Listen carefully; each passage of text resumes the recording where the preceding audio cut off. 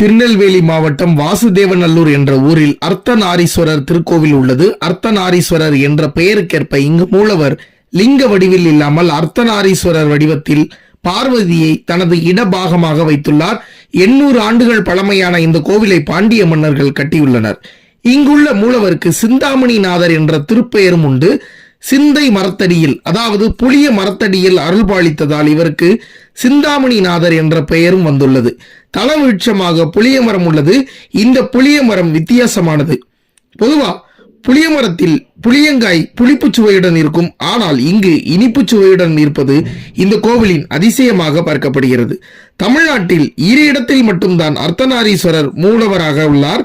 ஒன்று திருச்செங்கோடு, மற்றொன்று தென் திருச்செங்கோடு எனப்படும் வாசுதேவநல்லூர். இந்த கோவில் பற்றிய முழு காணொளி நமது பக்கத்துல இருக்கு. மறக்காம போய் பாருங்க. இது மாதிரி வீடியோக்களுக்கு நமது பக்கத்தை சப்ஸ்கிரைப் பண்ணுங்க.